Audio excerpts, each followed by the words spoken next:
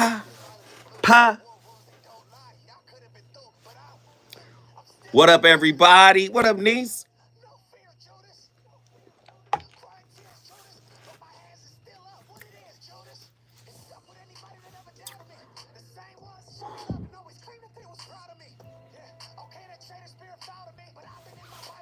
I don't know what that is playing. Welcome to the live chat. Remember to guard your privacy and abide by our community guidelines. There are some guidelines here.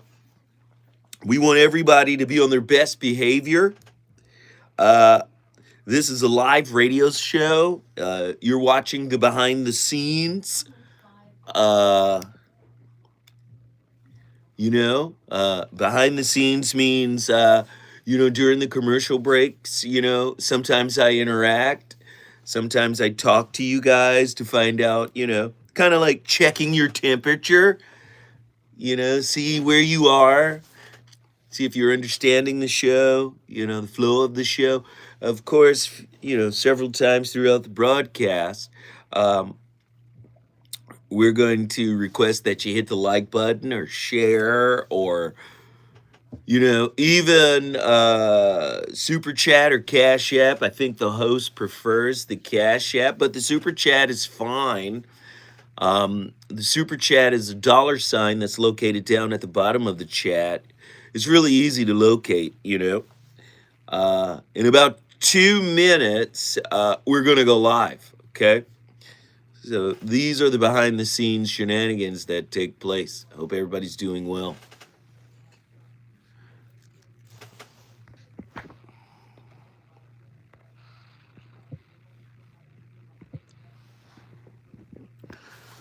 What up? 2 minutes. Barry Lewis, what up?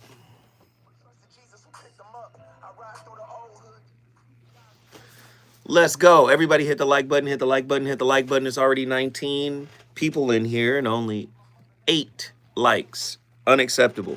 The likes are free. The shares are free. The subscribe is free. You gonna dig? Please continue to support.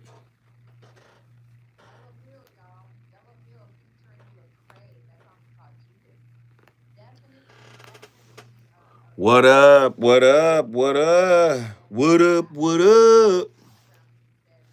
Everybody hit that like button. Y'all ready for tonight's topic?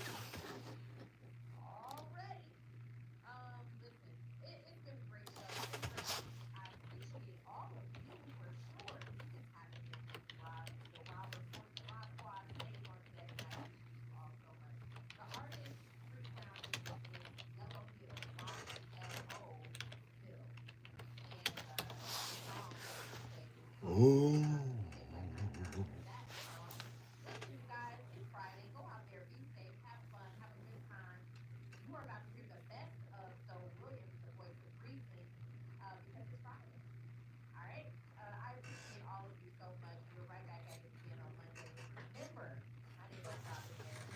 Y'all ready? Forward, be a blessing. What up? What up? What up? KBLA 1580 Santa Monica. I'm Amber Payton with 4 things you should know from BIN News. The House has rejected the latest spending bill aimed at preventing a government shutdown. In a Thursday evening vote, at least 35 Republicans joined Democrats in opposing the 116-page proposal supported by President-elect Trump. The bill included disaster relief funding and aid for farmers. The 4 federal I charges thought he brought against worked Luigi at the Mangione rental involve car murder, place. stalking, and using a weapon equipped with a silencer. Did Those ya? charges could trigger the death penalty for the 26-year-old Ivy League graduate if prosecutors seek it. A black Alabama woman, Tawana Looney, is Was recovering God from Zoe a from gene-edited Brooklyn? pig kidney and Brooklyn implanted in the house without a After kidney doubt. failure with no human match, she I'm the opted for rapper the with clout. experimental Everybody yap about. Oliver In short, Green, she Barry won the first Lewis, black what up, Congresswoman what to up? receive Sincere Congress Essence, what's promise. happening? President Biden signed Truemonger, bipartisan Advanced proposal for Illusion. civil rights and gender equality advocacy.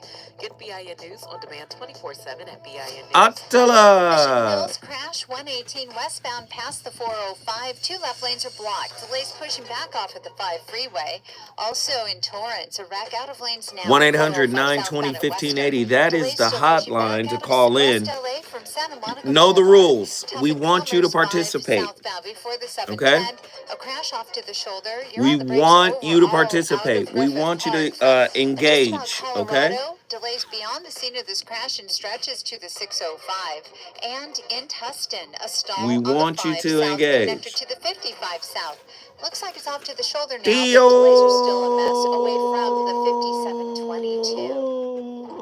Grigio. Gummy mode? Oh, okay.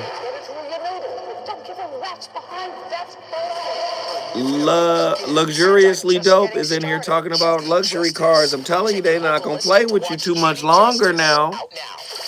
They're gonna put you on timeout or something. Monday, January 6th, KBLA Talk 1580 has a new midday lineup. True Me, Z, what up? Dr. Cornel West, Jesse See? Jackson Jr. They take you out of here. Borderline Cortez back to back. Are you really ready for all Man, this we slow cool. down? We cool. Yes, we still have Dominic Just Patel gonna in the push through. mornings and Phil Williams in the evenings. But middays just got lit on KBLA Talk 1580. We on fire. People are talking about our new midday lineup. Starting Monday, January 6th, our KBLA 1580 app downloads are on fire because everybody's going to be tuning in. Izo from San Antonio, Texas. What up? Would be a good time You know they setting up this Texas trip. They working on me coming to Texas? San Antonio. How far is that from Houston? It's going up in 2025. 17 hours. You know how long Texas is wide as hell. Hey, so I'm calling your show, cause I need to know. Show me which way to go before I throw my man out the door.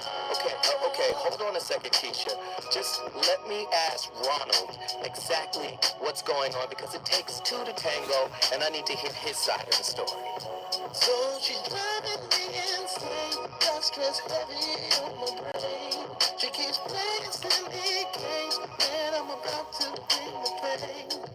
We seem to fuss and fight every day and every night. Please give some advice so we can see the light. See the light.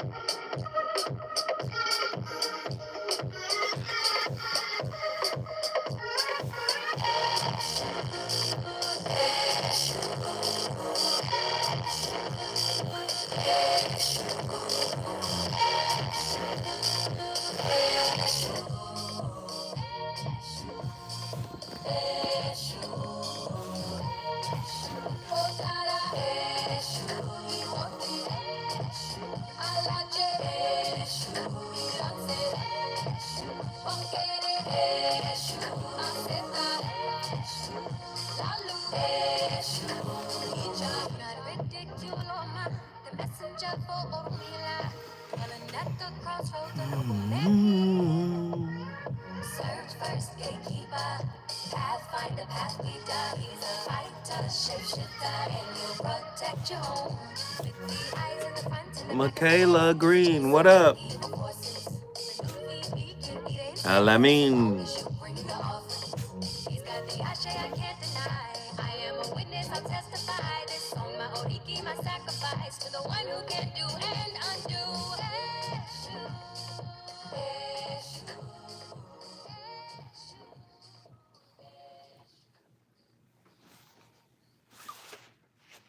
Okay.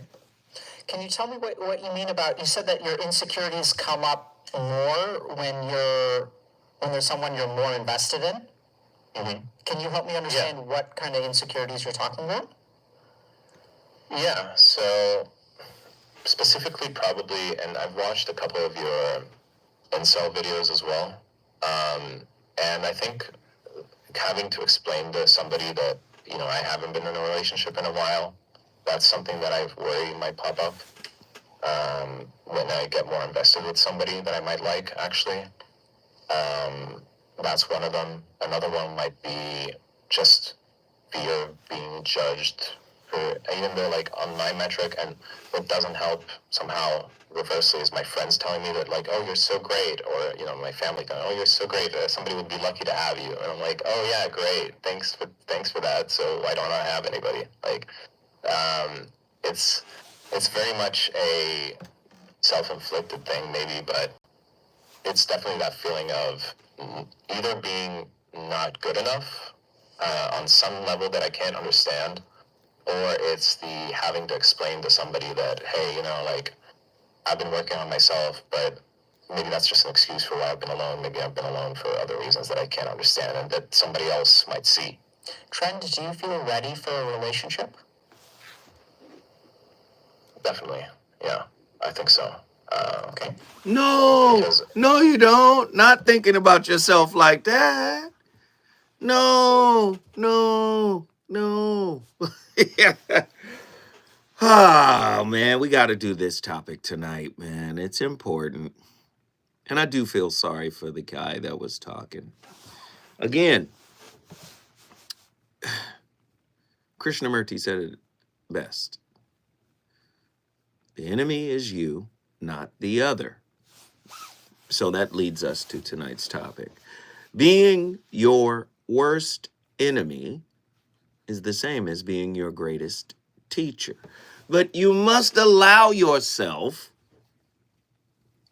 to be your worst enemy. You must recognize, I should say, the enemy within. You must be able to see the enemy within. He outlined something that was quite interesting. And it's something I've been talking about for a long time. It's very easy for people to share deep secrets and feelings, with someone there where there's low stakes. Meaning, you're not going to take advantage of me. You're not going to hurt me. There's low stakes. Being vulnerable with someone who are, low stakes is pretty easy to do. You feel comfortable. You can share whatever. Now, the high stakes relationships are those relationships where you get triggered, where your partner is mirroring you.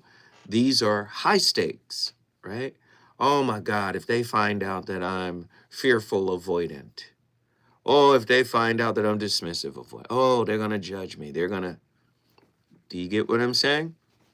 So, and these are typically the people that we're attracted to, the people that we're interested in, but people we're not interested in, people we're not attracted to, you could say those are low stake relationships, and you get to talk and you don't feel like you're going to be judged because it's not going to matter, right? But if you like someone, you tend to try to obfuscate or obscure, your internal challenges. You see? Tonight's topic, being your worst enemy, is the same as being your greatest teacher. There's so much you can learn from yourself. And this is like a continuation from yesterday's show when we were talking about the shadow, the dark side. Many people are afraid of walking that path because it is a path of pain, The paradox of self-sabotage, why fighting yourself leads to breakthroughs. Listen, the paradox of self-sabotage, why fighting yourself can lead to breakthroughs. You've heard me say on numerous shows, how many self-wins do you have? Boy, don't you hate being judged by somebody who has zero self-wins, but they seem to know your character and who you are and what you're about and how you're not a fit. Are you listening? What did Kendrick say? I hate it when brothers are. What did he say? I hate it when brothers are battling and they both broke, or I hate it when they arguing. I don't want to use the profanity that he used in the TV off record. I hate it when and they both broke, and they both garden tools. You know what he said? Distinguishing self-critique from self-sabotage, right? right? Object permanence and emotional resilience and self-reflection. The role of vulnerability in overcoming self-imposed limitations. How might individuals differentiate between self-critiques that aid internal growth and self-sabotage that perpetuate suffering? Ugh. In what ways do unresolved childhood wounds influence patterns of self-doubt and self-sabotage?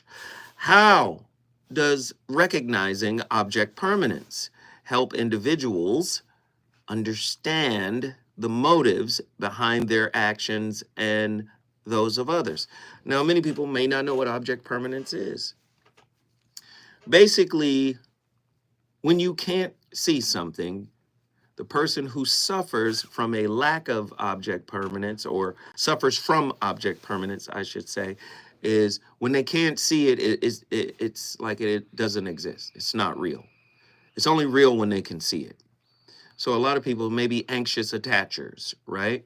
Somebody who is anxious preoccupied attachment might, if my partner doesn't text me, or if my partner doesn't call me, or if my partner doesn't reassure me, then my partner really isn't into me.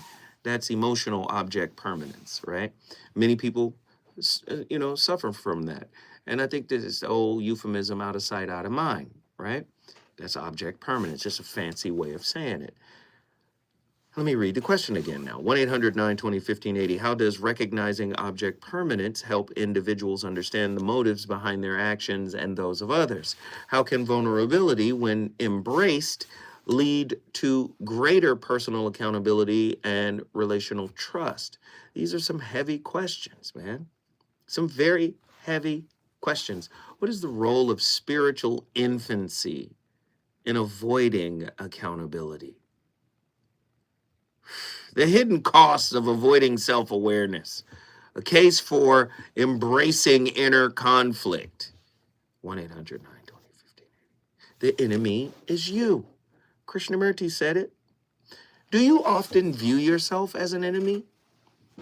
If not, why? Why do you not see yourself? Why are we not conditioned to see ourselves as the problem? Why is everybody else the problem? Yes, external people can be problems, absolutely. Right?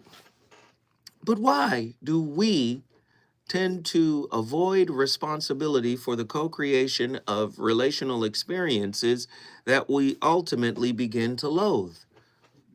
Why don't we take responsibility for that? Why is that such a difficult thing? Tonight, we're trying to deal with it. How does avoiding self-awareness reflect an unconscious attempt to minimize personal accountability? So the less self-aware I am, the less responsible I am for my experience. Listen, a lot of men do that. I'm not saying women don't do it. Yes, it's bi-directional. Everybody broken. Everybody's a work in progress. Everybody's a whip. Everybody does it. Yes. But as a man, I've seen it. What we tend to do is hide behind the performance of showing up when we're interested. But when it comes to breaking down these internal walls that we've built to protect ourselves, many men are very afraid to walk that, right? To walk that walk. And we will engage in avoiding self-awareness. Yes, and as a man, I've experienced women who do it too. But as a man, I know we approach it in a different way. We are providers and protectors, and we are judged by our ability to show up in her life in a positive way, right? Bob Marley. Don't disturb that woman's peace unless you're going to do something, like unless you're going to be there. Okay, so men come in performing. But I think many of us have gotten so used to performing that self-awareness probably isn't that important, right? And what happens is we get aware of what we do. We're acutely aware of what we do. We're hyper aware of what we do for others, right? Did not show up, did not provide, did not protect, wasn't not there, blah, that's our resume. But what I'm here to say is your real resume is the cultivation of self-awareness. That's your real resume. And this is why I'm asking, how many self-wins do you have? What demons have you conquered? You can only discover the demon through self-awareness, right? How self-aware are you? I'm not talking about what you do for others. I'm talking about what you've done for yourself. How many self-wins do you have? In what ways might emotional transparency foster stronger, healthier relationships? Listen, that's a hard one for me. I struggle with emotional transparency. Sometimes I just be like, I don't want to talk about it. Have you ever taken that deep breath after you say you don't want to talk about it? No, I don't want to talk about it. Okay. Being your worst enemy is the same thing as being your greatest teacher. The things you do to sabotage and break down your relationships are actually the curriculum you need to study in order to stop doing it. And it goes both ways, men and women. That is the curriculum. What you're doing to sabotage must be studied objectively with empathy in order to devise a plan to do the opposite, to do something different, to do something more productive. Oh, this is going to be deep. Avoiding self-awareness often stems from a fear of confronting unresolved traumas or insecurities. True or false? I want to know what you think, right? The role of spiritual infancy. Avoiding accountability, emotional transparency, and its impact on relationship dynamics, overcoming the fear of judgment through radical self-honesty. How does avoiding self-awareness reflect an unconscious attempt to minimize personal accountability? In what ways might emotional transparency foster stronger, healthier relationships? What strategies can help individuals confront the fear of judgment without retreating into defensiveness? How does the concept of spiritual infancy relate to the avoidance of personal growth? Yes, there are people out there who are avoiding personal growth. That's what makes the enemy in me.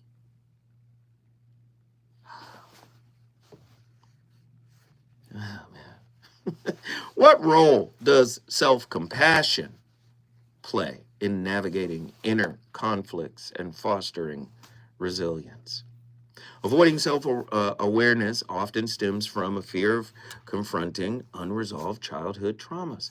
Dr. David Bohm, theoretical physicist, concept as a means of understanding his concept of dialogue as a means of understanding can serve as a tool for deepening self-reflection. Emotional transparency encourages authenticity in relationships, reducing the likelihood of codependent dynamics. Are you guys ready to have a conversation about the inner teacher? How self-doubt unveils your true potential? When we come forward, the voice of reason is going to dig even deeper, and I'm opening up the phone lines. Let's get busy.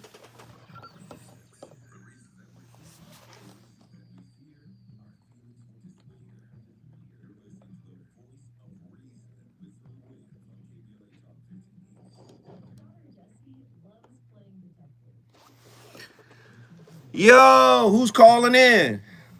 We Stay Childish is comedy right now.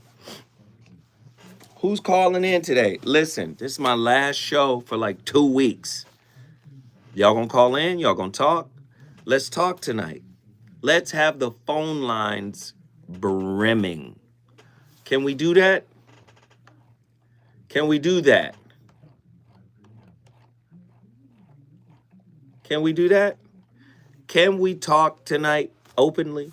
I shouldn't have to just call in. Everybody call in. I want to talk to everybody.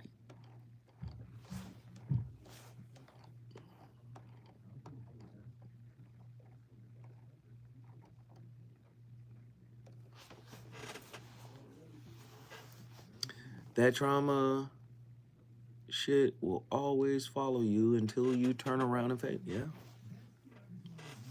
I don't see those phone lines lit up. I'm looking. The number to dial, 1-800-920-1580. The number to dial, 1-800-920-1580. We're 21 minutes in.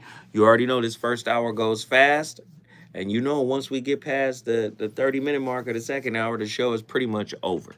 So let's go. I want to call in, but I'm nervous. Listen, Dorothea, just call in. It's all love. It's a safe space.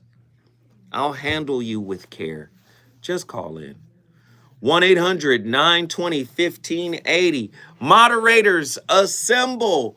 Put in the number. 1-800-920-1580.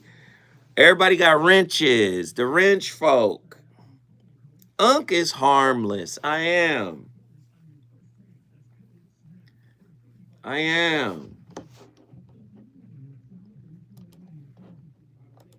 Thank you.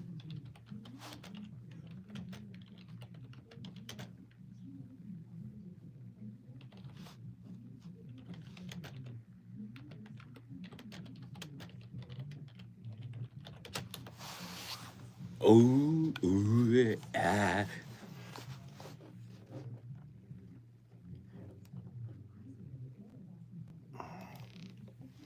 1-800-920. Get there. We want to have callers. Come on.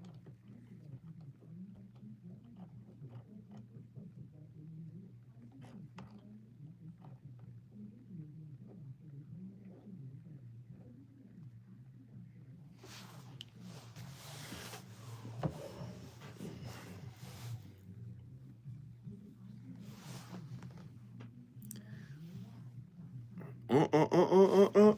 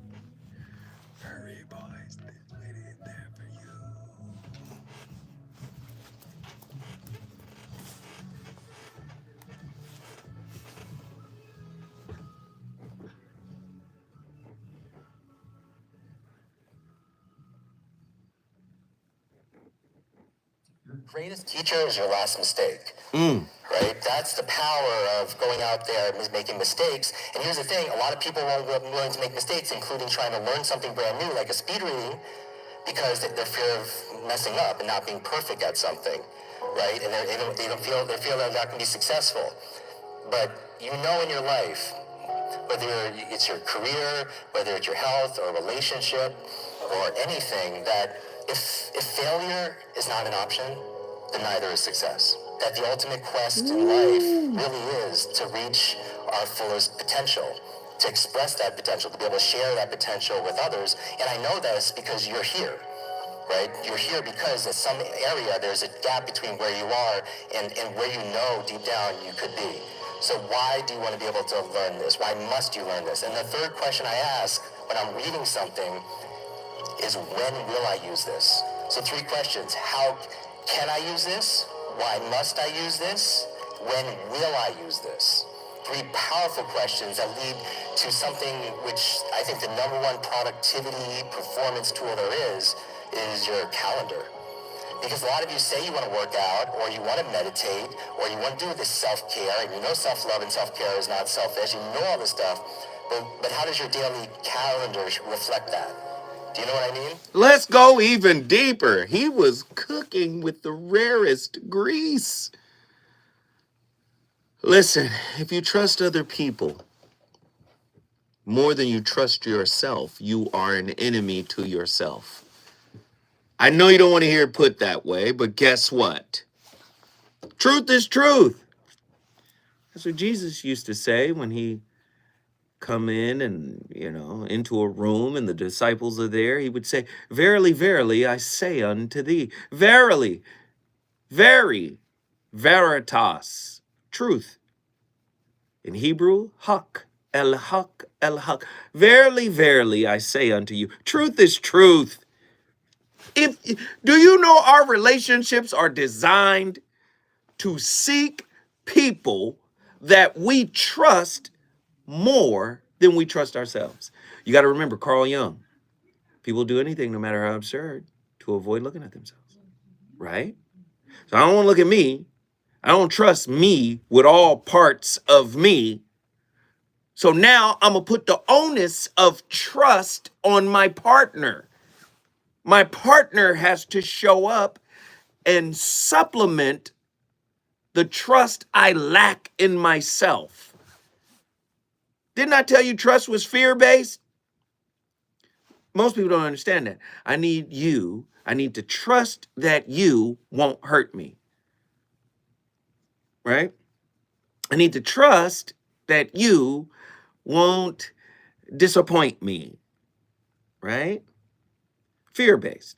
So here I am hoping that you won't hurt or disappoint or leave me unsatisfied or whatever, right? Right. That's a lot to put on another work in progress, especially if it's an inside job.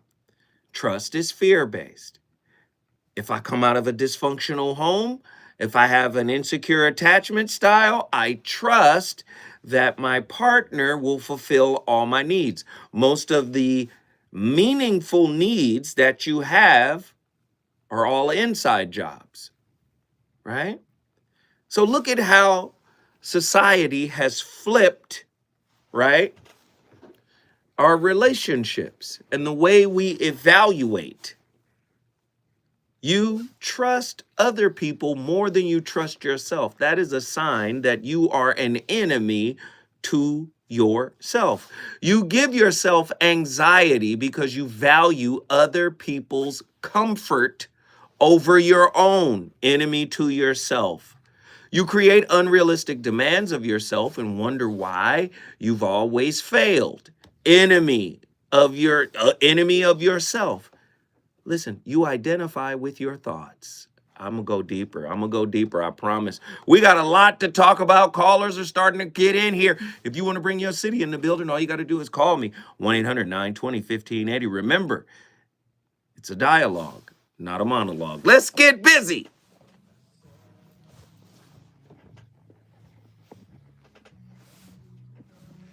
I need to hear from y'all. We got one caller. Get up in here.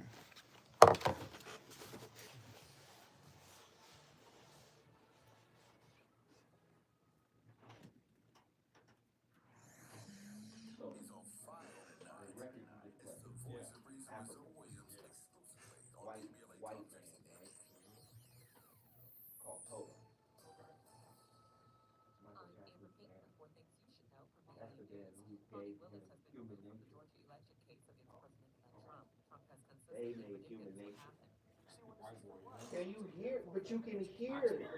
You can hear it musically. That's in there. They cold though. When I tell you musicians, they cold. They did all the music for Thriller. They're the band for Thriller. Toto. And they dropped Human Nature on the Thriller album. That's crazy. Wrote it too.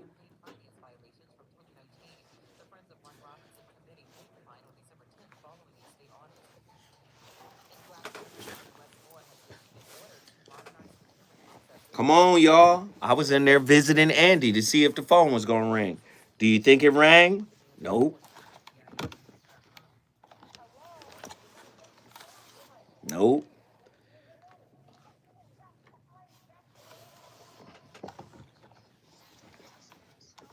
I tell her, ain't this your topic?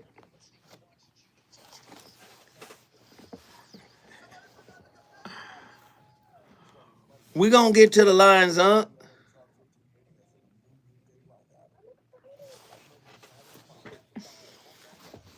Y'all know I be turned up, man. Leave me alone.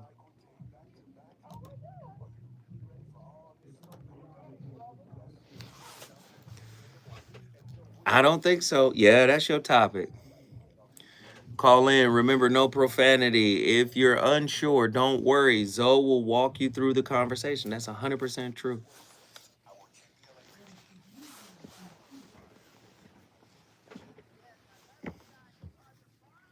This is Attala's topic.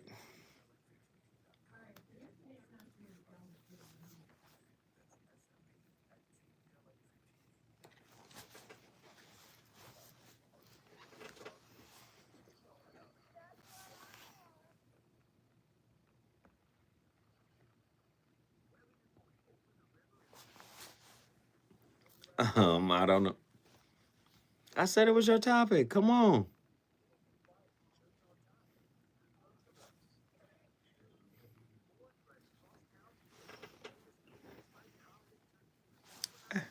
You ain't got to revisit the text thread. Hey, number love, Fabio. Cool. Ain't nothing but love, Fabio.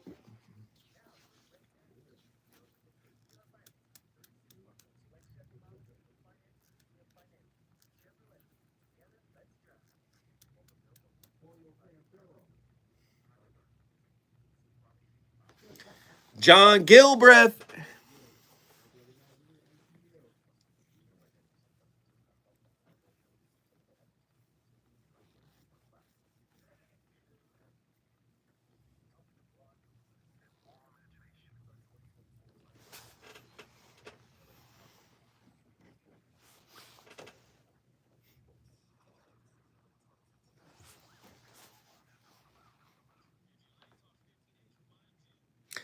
Hey, and if y'all gonna support, you should support today.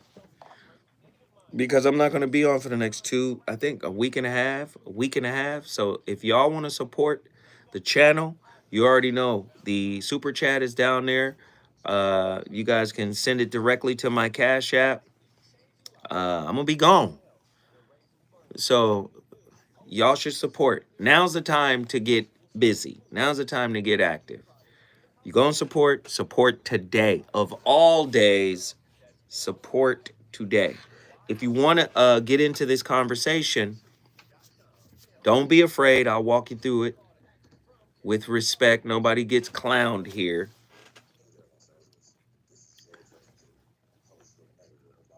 It's been one heck of a year. You already know. Oh, I'm gonna be back before the year is over, but it's gonna be like one day.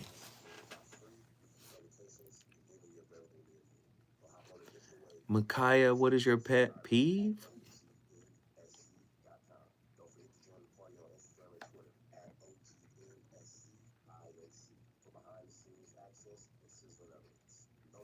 I got a couple pet peeves, to be honest.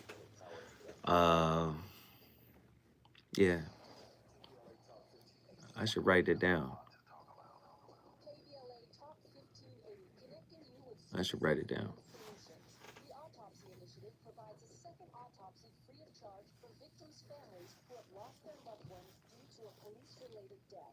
The services offered through the initiative include the completion of a second autopsy, disclosure of preliminary findings, and a final autopsy report. A police-related death is when an individual is harmed by police officers using deadly force, which results in The reason why I'm struggling with the pet peeve is because I have several of them that are all equal in the peeviness of it all. Let me just say this. Thank you to everybody who hit the like button. We got more likes than people. Ed Clay Official. Hey, I have an engineer, brother. So he doesn't see what I see. He just sees a phone ringing and he picks it up. Here we go, 20 seconds.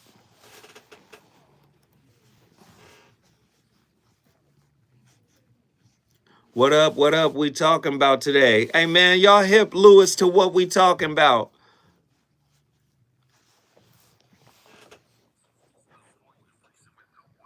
John Gilbreth, thank you.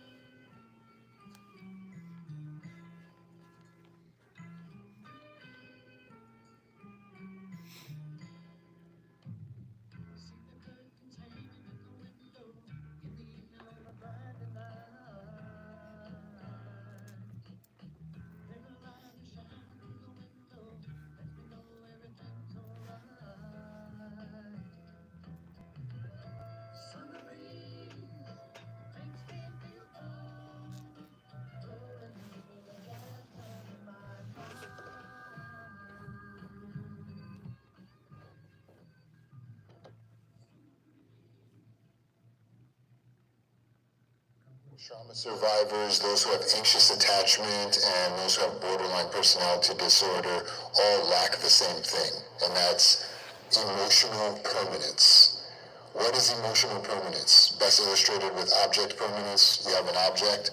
When you can't see the object, is it still there? Like for instance, if I cover it like this, is the object still there? Is it still there? Yeah, it's still there. Right? Generally, it's still there even if you can't see it. That's object permanence, is that understanding that it's still there even when you can't see it. It's the same thing with emotional permanence. When you have an emotion, such as you have a family member or a friend that cares for you, even when they're not texting you and they're not calling you, you still recognize that they still care for you. Even when they're a little bit upset with you, or they're not talking to you right now, you still understand that they still care for you. So despite the fact that the vibe can seem to change based on the circumstances changing, there's a permanence to how they feel in your mind that is object permanence, and it's what you lack when you have borderline or complex trauma or anxious attachment. Likewise, you lack permanence of your own emotions. So it doesn't occur to you that you can just be happy. And despite the fact that things are going to happen throughout the day that are unpleasant, like you stubbing your toe, or you getting into a car accident, or the restaurant not having your favorite dish, you can still have that same happiness, even though there's a moment of frustration, a moment of even anger, or a moment of sadness. But the happiness is... The brother was cooking. I want to know how you self-sabotage. I want to know how you're your greatest enemy, while at the same time, paradoxically speaking, you're your greatest teacher. The paradox of self-sabotage resides in its duality. It acts as both an adversary and as a profound instructor. To explore this dynamic requires a willingness to confront the darker recesses of human behavior and thought. The concept that being your own worst enemy equates to being your greatest teacher challenges traditional narratives of self-improvement, pushing the boundaries of what we deem productive or harmful. On tonight's topic, as we bring in the callers, we're going to examine the philosophical, the psychological, and the spiritual dimensions of this paradox. You understand? It's going to be deep. I want you guys to understand, don't be afraid. It's good to have an adversarial self, which is often a misunderstood ally. When you challenge yourself, I can do better. Why? Because I know I have infinite capacity. Do you see? I know I haven't reached my full capacity. How do I hold myself back? What limiting beliefs do I have? What is the narrative I'm saying to myself? A critical mindset offers constructive self-reflection, while an adversarial approach fosters self-doubt and unnecessary suffering. How often do individuals misinterpret helpful critiques as personal failures, conflating self-awareness with low self-esteem? Distinguishing between these states allows one to leverage the adversarial self as a tool for growth rather than a source of harm. Do you see? It's about to get deep. Are y'all ready? 1-800-920-1580. Let's get busy. Let's get busy. We got callers on the line. Let's see who's ready to go. Dorothea from Atlanta, Georgia. Welcome in. What are your thoughts on tonight's topic? Can you hear me okay? We can hear you fine. How are you today? Okay. I'm doing good, though. How are you? I am alive and well, still kicking. Hopefully this show is a good show and you're getting something out of it. Yeah, it's really resonating with me, honestly. Mm-hmm. It's, me and my husband just had this conversation earlier today. Mm-hmm. Well, do you mind telling us a little bit about it? You don't have to put his name out there. You could just give us the overview. Well, this show saved our marriage. We've been married for 14 years. Wow. And he was on your show way before me. And I was this topic. I was no self-awareness, no accountability, really spiritually an infant, a little girl. Mm-hmm. Spiritually, of course, but age-wise, I was a woman in my mind. Mm-hmm. But over the years, just recently, my daughter is 2.5 years old, and I had this awakening where I felt like I had to be better. So I had a traumatic experience growing up. And me and my husband rode down the street, and I started to have a panic attack down the street that I grew up on. And I wasn't understanding what's going on. I started to, just trip out. So my husband kind of rubbed my hand, told me to take some deep breaths, which I did for a couple minutes.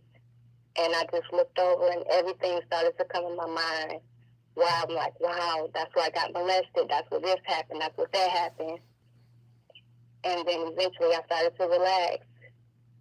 So when we started to drive down the street, made a left, and at that moment, I wanted to call everybody. I'm sorry. Hey, I should have handled it this way. I should have did this. And I felt like, okay, I know what I'm here for. I need to break these generational curses. And everything changed for me then. Well, let me just say this. I love you for calling. And I love you for the transparency. My goodness. Listen.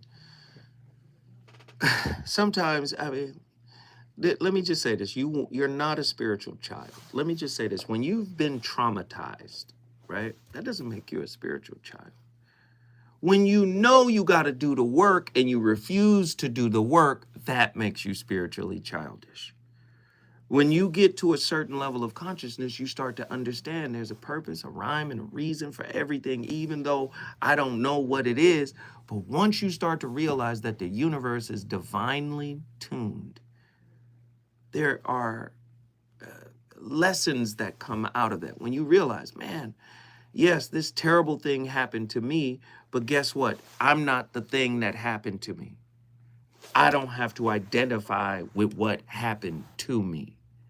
Do you see what I'm saying? Oh, I can take what happened to me and repurpose it. Do you see what I'm saying? And help other people who have been through something similar. Do you see what I'm saying? Right. Yeah, so I don't see you as a spiritual child. It's childish when people run from it. This is why I'm saying they big up their inner enemy, right? I'm gonna fight against it. I'm not gonna use this enemy and repurpose it and make it into an ally. I'm not gonna do that. I'm gonna remain an enemy of myself, and I'm gonna wait till somebody comes along and helps me. That's spiritual immaturity. And you have exhibited none of that. Not in my estimation in this short call. And then you got the man walked with you as you grew up. Yeah, he waited on me. Come on. That's a Waited good on me, dude and right there. that's an understatement. Yeah. Yes, definitely. I am very grateful for you, but I had to, he couldn't make me see. I had to see it when it was time for me to see it. Right. You got to see it yourself. You got to, and that's spiritual maturity right now, right there. You can't make nobody see nothing. You can't make people willing. You can't make people understanding. You can't force people to want to participate. You have to just pull back and let them live life, and life will keep showing them things. That's why the old folk used to say, keep living. Just keep living. You'll see it. Yeah.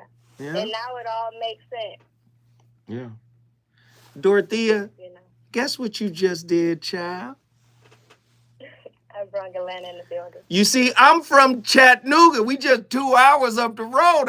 Girl, you brought Atlanta, Georgia in the building. If you want to bring your city in the building, all you got to do is call us at 1-800-920-1580. The show is about to take off. Phone lines is cracking. Let's get it.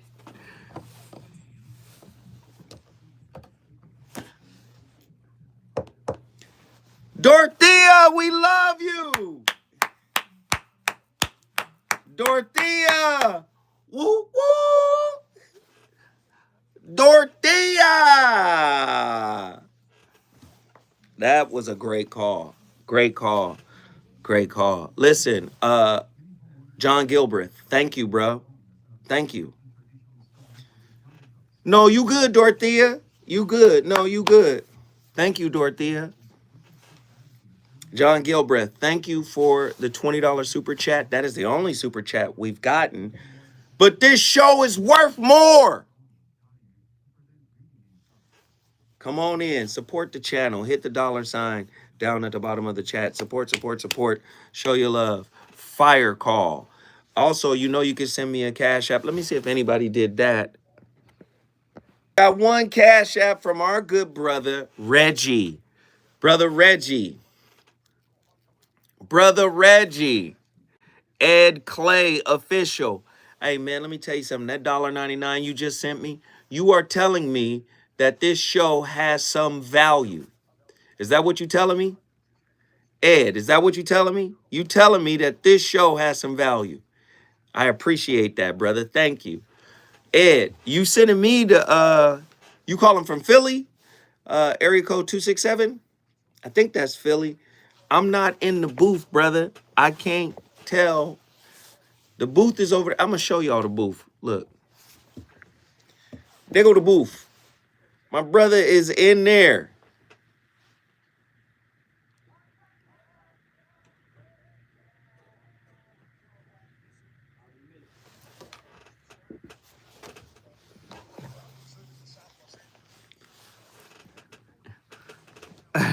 Yeah, so I can't see who's calling, who's not calling. But I will say this. Once we get 3 callers on the line, Andy tends to block the bottom 3. The reason why he does that is because if we put 4 people on the lines become unstable. So many people are calling to become unstable, and then it'll start dropping people. So he gets 3. We block the bottom 3. Yes. And just call back after I get off the next caller. He'll open them back up. All right?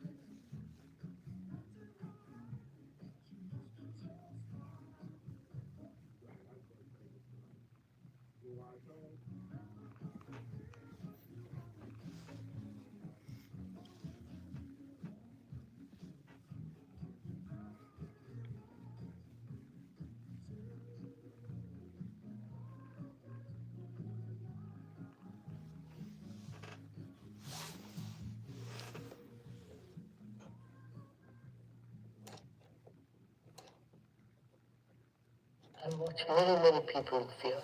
Their minds, their brain is not active, is not agile, fresh, young.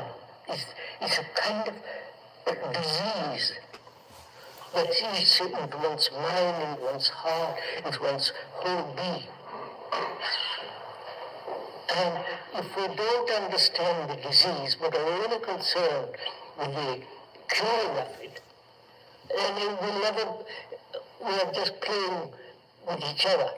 So that's why, if I may, most respectfully always, do you really want to go into it? Are you deeply concerned with the resolution of it? Man, Krishnamurti.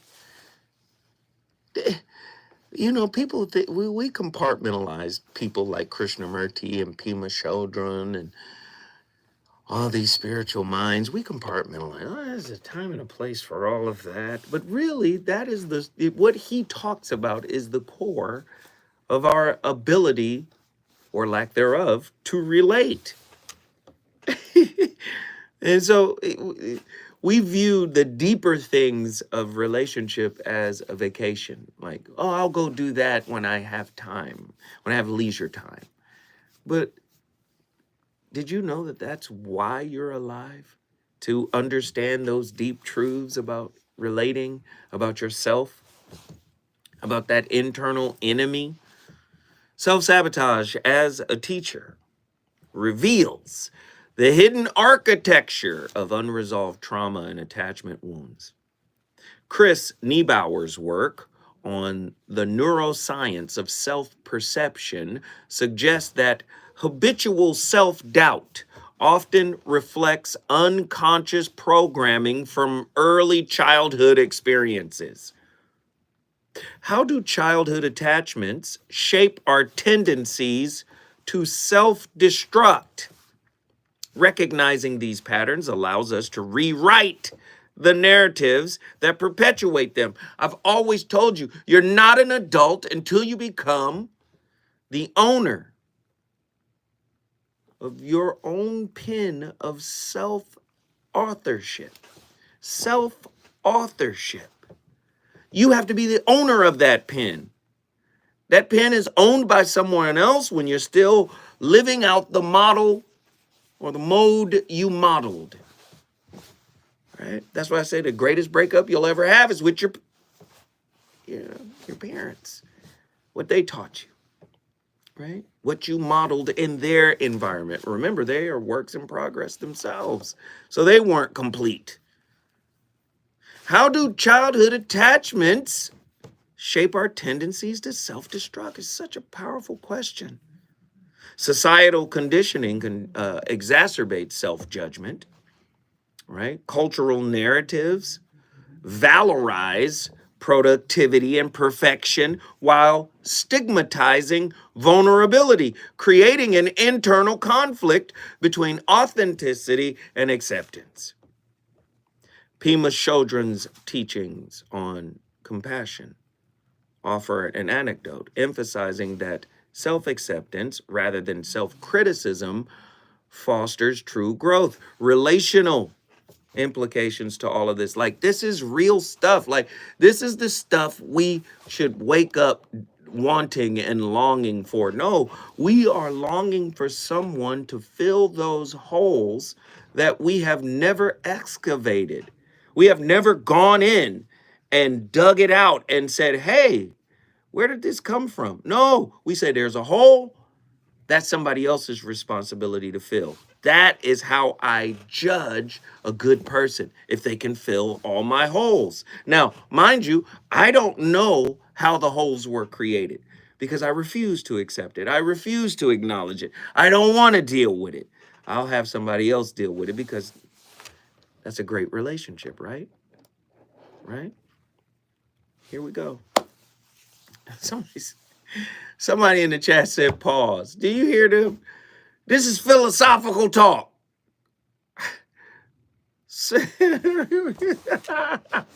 We got callers on the line. Let's get some folk in here. Who been on the longest?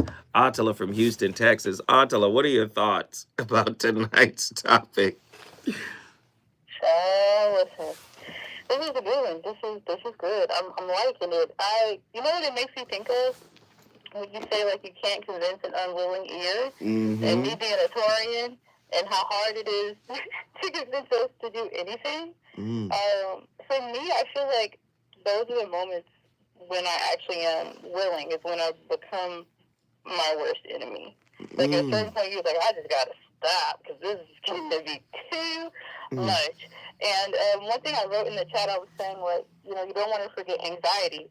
That for me, like, man, when I'm like in an anxious state, it's like a spiral, and so it's quite interesting because that sometimes is the only way that I feel spirit can really get my attention. Ooh, is anxiety is through? Ooh, that's a heavy bar right there. But how do you get out of it though? I've been doing a lot of meditating, but I think something else that has really helped me is just, and you said this to me one time we were on the phone, and you were telling me, you were like, you know, well, what can you do about it?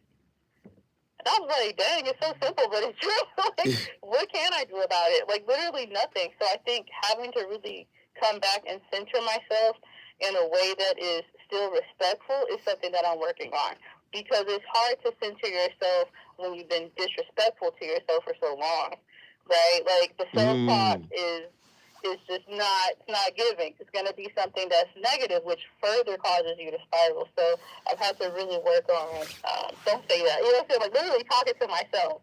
Don't say that. Be nicer. Be kinder. Right? This is what we're going to do. We're going to hold you because you said something that sparked something. We can do something about anxiety. When we come forward, we're going back to Houston, Texas to talk anxiety with my niece. Here we go.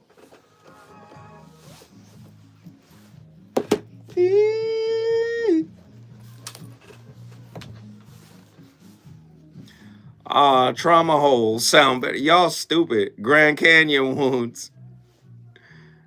Surely no. So, Andy, you know why I'm playing this? This playlist?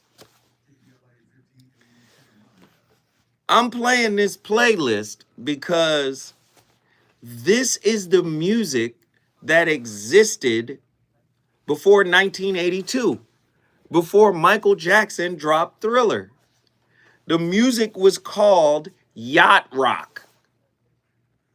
This is the music they used to play on the yachts, and white people. It was like soft jazz, pop, you know, and a little bit of funk, a little bit of R&B, but it was called yacht rock. Thriller came and destroyed the whole shit. And it wasn't selling a shit ton. That's why the record industries were kind of in trouble. They didn't have the next thing.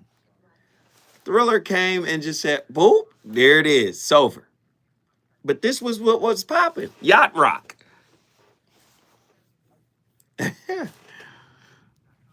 I was nervous. I felt like I didn't even really touch on the top. That's all right. Dorothea, you put it down.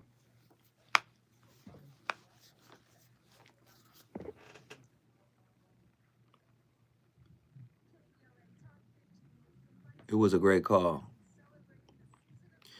No, not like Duran Duran. Now, Duran Duran was, you had Duran Duran, you had NXX, you had the Police, you had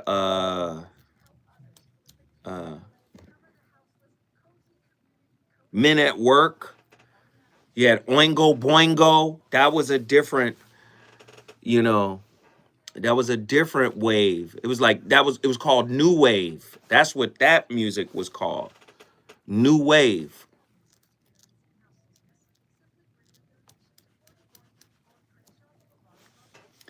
Duran Duran was on fire. The reflex. hungry like a wolf.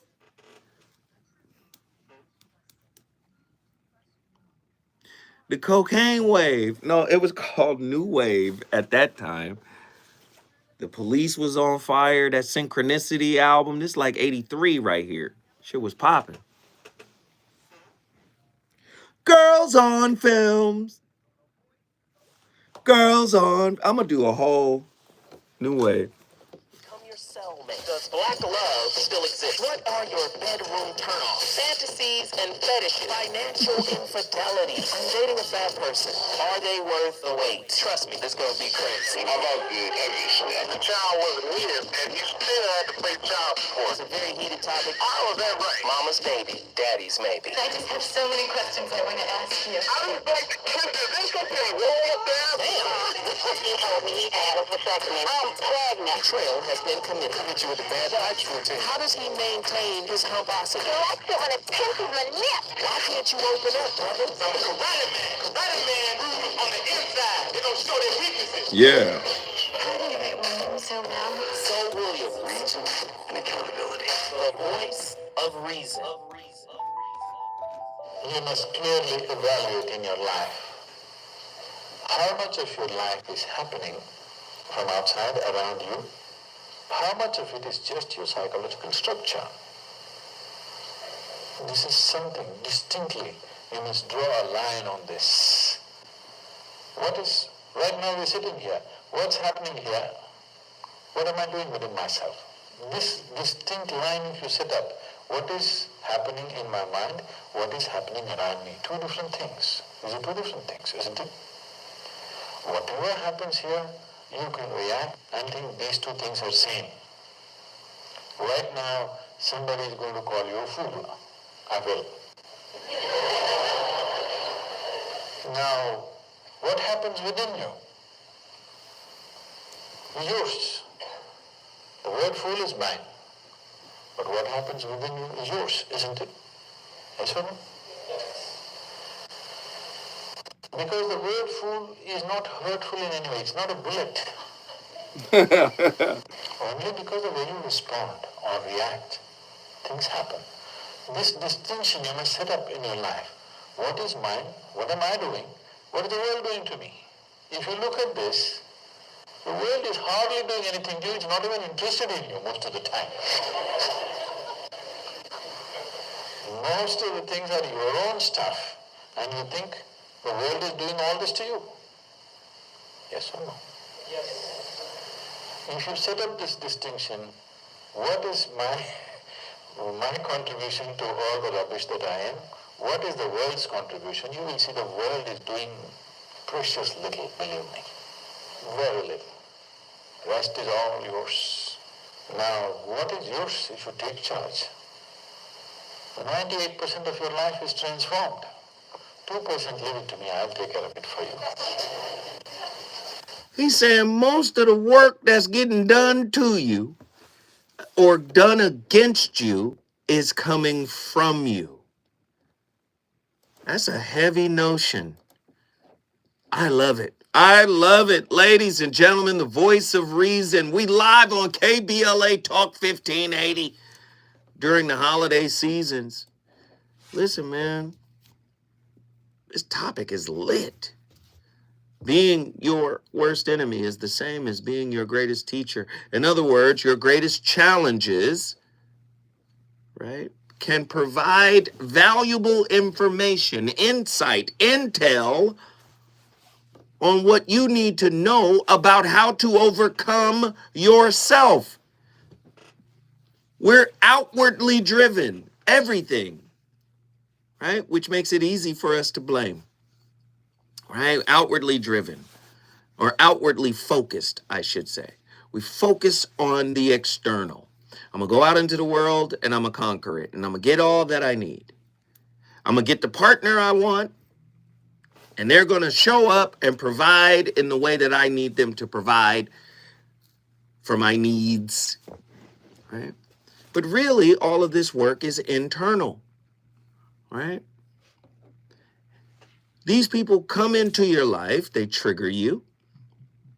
And then once you're triggered, You have a choice. Am I going to blame somebody for how they showed up, or am I going to understand why the trigger exists? Can I disarm the trigger? So in a way, they're a mirror, right? They mirror the work that has yet to be done. Now, if we ignore the mirror, that's how you're effectively being your own worst enemy. I've got a caller on the line. She was in the midst of talking about anxiety. Attila from Houston, Texas. Your thoughts? Well, Sad Guru just be slapping folks. He Yeah, does. I mean, like, he summed it up perfectly, though, even in relation to anxiety. And it's kind of like you said, what can you do about it? So, again, focusing on that which you can control and leaving the rest to whatever. So, to me, that's also non-attachment, right? Like, I find myself kind of overly attached on things that don't necessarily, I don't want to say they don't directly impact me, but I think their anxiety can make you feel that things are more, how do I say, like it involves you more than what it actually does. Like certain things that are not that big of a deal or really may not impact you as much, you will exacerbate them and ruminate in order to try and gain some sort of control. Right. And but that's anxiety. That's the nature of anxiety. It's not real. The mind makes it real, right? Yeah. So anxiety is a perceived fear. Yeah, it's a perceived fear. It's like, oh my God, what does that mean? What are they doing? What is this? You know, that's where the rumination comes in, right? But you know what I've learned about anxiety? What? It's kind of weird. Fear in general, it's kind of weird. What are the sensations you feel when you feel anxiety? I normally feel it in my chest, like a heaviness. Right. Do you feel like this heat come over your body? Like a flash, almost like a heat? That's how I feel it. I'd be like, ooh. I feel heat when I get angry. Okay. And anger, I guess that could be triggered through anxiety too, but yeah. What I found is, this is where mindfulness and all of those meditation practice come in. You just lean into it. You don't judge it. You don't push it away. You just lean into it. And when you lean into it, I find that fear, anxiety, all those unsettling feelings and emotions tend to subside rather quickly if you just sit in it without judgment, without condemnation. But it's hard. It's hard the first few times. But once you start doing it will subside. Does that make sense? It's true. I mean, I started writing. That's what I be doing. That's where these topics be coming from. She said I started writing. I do, because I feel like if I can reflect and see it on a piece of paper, then I can, in a sense, make sense of it. Because that's my way of, like, processing, right? And so, that's a good way. Like I said, it's things that are, even when it's things that are external to me, if I write about it and I'm able to really express it in a way that is healthy, then I feel a lot better after the fact. So, but I think it's a process. And every now and then, I think there's certain things that kind of jar you. But I realize, again, like I said, for me, sometimes that's necessary for me to move to that next level. Like, I look at it like the anxiety is the accelerant to my next level. I see it. It's not to say that and it's not to say that it's good. I'm just saying that I'm learning to kind of use it more as a tool. And it's just something with anger as well. Instead of just kind of dwelling in it or sitting in it, I take it and I use that for a greater purpose. But at the end of the day, I think you're also fighting sometimes self-sabotage as well. So it's a process, but I want to thank you for that, though, because a big part of this show has really been, for me, learning to really just go within, and that's something that, for me, has always been somewhat uncomfortable, because I felt that if I went within, then it would expose everything without, so to speak. Like, everything's kind of on Front Street, but at the same time, that vulnerability is that superpower. So, thank you. And look, you still here. Did nothing happen to you after you went in. You went in and came right back out. I love it. Guess what you just did, child? How about Houston in the building? Houston, Texas is in the house. If you want to bring your city in the building, get to your phone lines right now. They're open. I want to talk to you. The number to dial is 1-800-920-1580. Atlanta, Georgia, get in here. That's Nazarene X. What are your thoughts on tonight's topic? I heard my testicles get triggered earlier when you said the word infant, like the spiritual infant. Mm-hmm. And it got me like, let me go ahead and sit down with the Most High. Sure see what's going on. Right, right. So here's what's come through my spirit so far. And I acknowledge it all that's tied into the open enemy, if you will, right? Mm-hmm. Real quick as a disclaimer, some years ago, until I actually like had one of those Bibles that gave you even more prefacing or more subtext and all of that to say like, oh, this is this, that is that. Mm-hmm. I thought that all of the Psalms were basically, in my own words, that was David cussing the devil out loud. That's how you framed it. I got you. Yeah, that was for me. Okay. So like one of my life verses, if you will, is Psalms 31:17. Mm-hmm. And it speaks to just saying like, oh Lord, let me not be ashamed, for I have called upon thee. Let the wicked be ashamed, and let them be silent in the grave. Mm-hmm. I felt like that was bars, and that summarized like my internal state of being, because ultimately, as it goes with another African proverb, like when I'm not calling myself wicked, like there is a separation somewhere, again, just through the grace of love, to where as we speak into with different terminologies, like we are not these characteristics, if you will, or these identifiable happenings and so forth. Like we're not even just say like those words that were put on to certain moments. So we're not the definitions. Exactly. Like, and it's bigger than that. The terrain is the experience and so forth. Mm-hmm.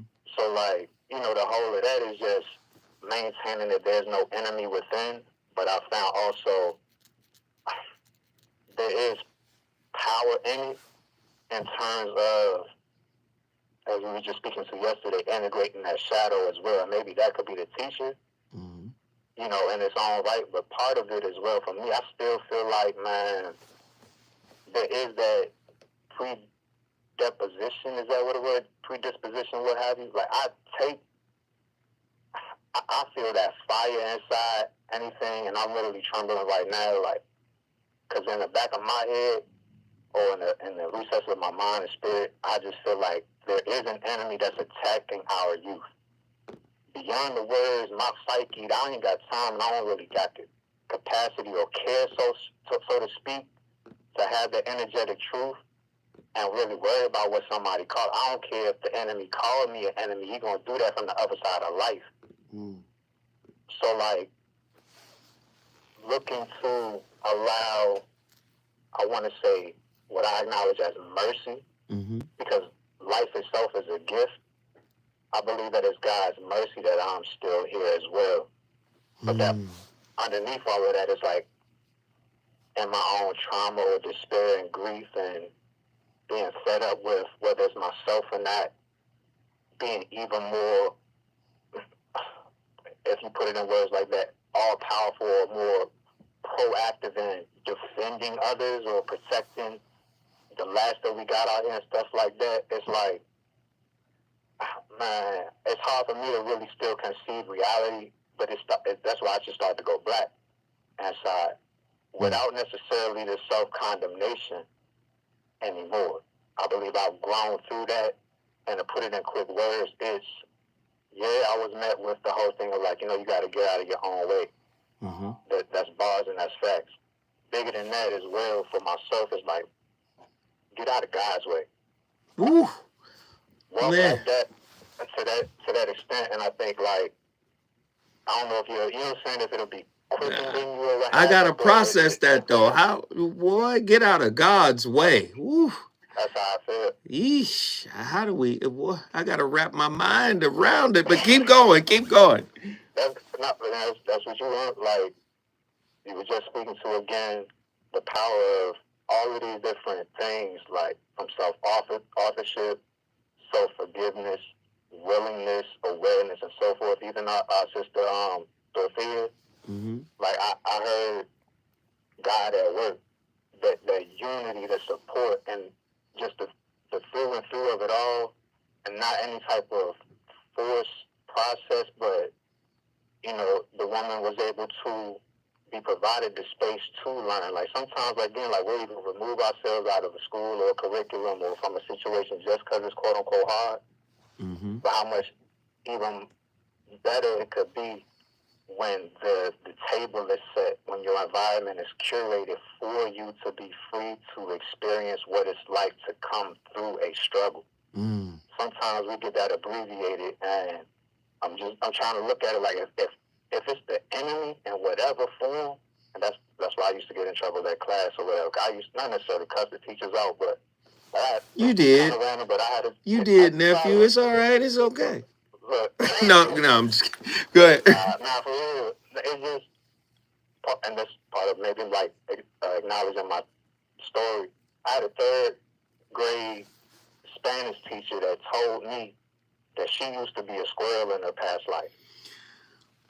So from that point forward, and like I said, it's just a word of mine. I'm keeping it like, you know what I'm saying? But you can't talk to me no more, Chef. I don't care how old I am. Why did you call your uncle, man? I would have came down and took you out of that school. What in the world? Don't even trip, man. I came home with the receipt. Like, it's nothing but candy yams from now on for like the next week. Because I didn't say it too much or something. But like, part of that as well is like, I've had a problem with authority as far as others have told me.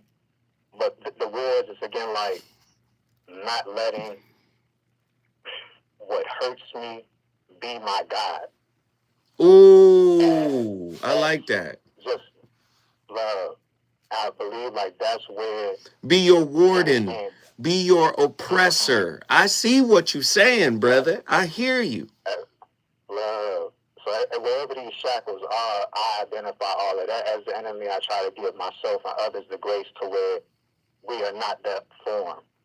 You feel me? And I believe that, you know what I'm saying, as we interact or are bound or what have you, like, you know, as we relate with one another, we can be taught by that, but it's beyond, like I said, I don't necessarily know the words, but whatever it is, just make sure that we're not condemning one another without at least still moving with that sense of grace, because grace is a wonderful teacher, too. I love it, brother. I love it. Guess what you just did, man? You already know. Profanity, brother. Profanity, man. We appreciate it. Thank you. If you want to bring your city in the building, all you got to do is call us at 1-800-920-1580. We're on complete fire tonight. The phone lines are jumping. Let's get it.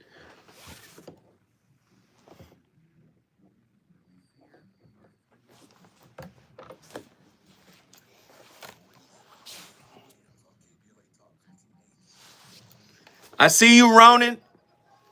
Hey, listen, guys, we're at $22.93 here on the Super Chat. I'm not going to be back for a couple of weeks, so if you guys want to support, now's the time to support. Do it now. Do it now. Do it now. Or you can go to my Cash App, $ZoWhatNetter. Again, the Super Chat is the $ symbol at the bottom of the chat. You want to give to the channel, you can give directly to the YouTube channel here. Or you can go to my Cash App, $ZoWhatNetter. I'm going to go check the Cash App right now. Still, only one, our brother Reggie, sent a Cash App today, but we appreciate it. Whatever you guys do, it's all good. Good stuff. Nazarene X.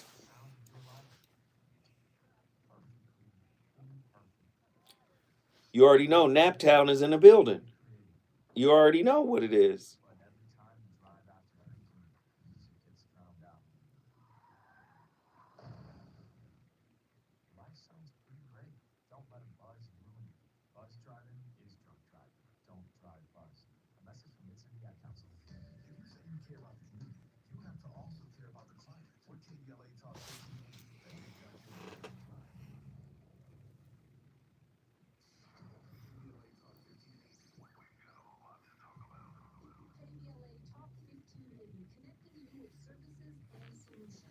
Autopsy initiative provides a second autopsy free of charge for victims' families who have lost their loved police-related death.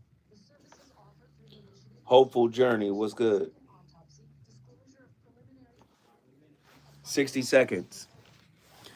What's good, Hopeful Journey?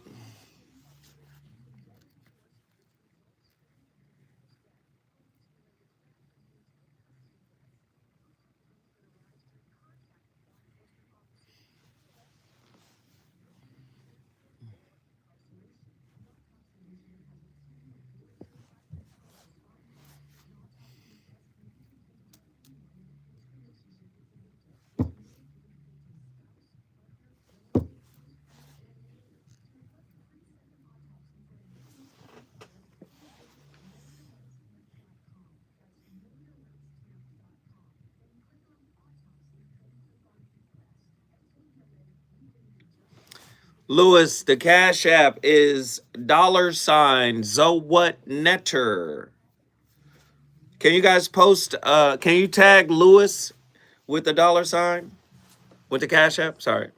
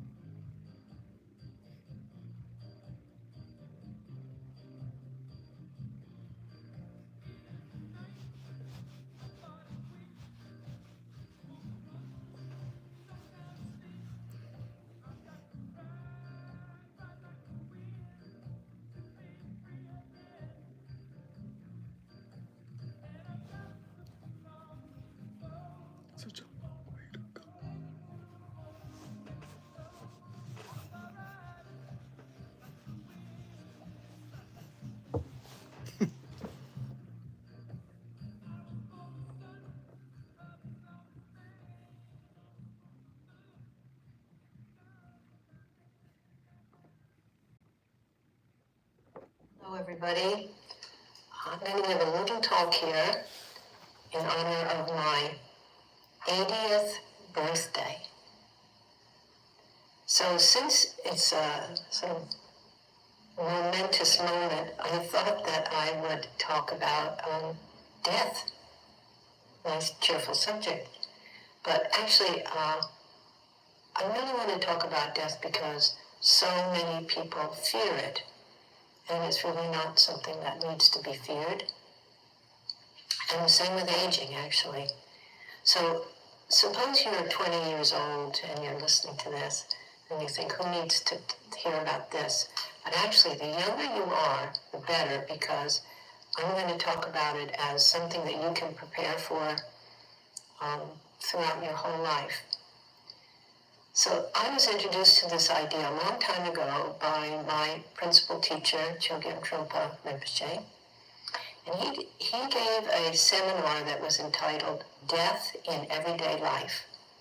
And in that seminar, he talked about that every breath is a small birth and death. That birth and death are taking place moment by moment by moment.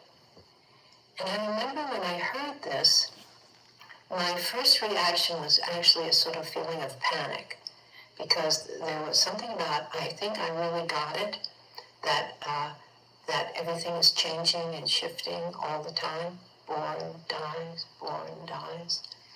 And so it left me with this feeling of immense groundlessness. That was my first reaction to this little teaching. And so in retrospect, I think that was really great, because that's what you want to get in touch with if, in fact, you want to prepare for death. Now, even if you are 18, 19, 20, 16, however old you are, up to 90, 95,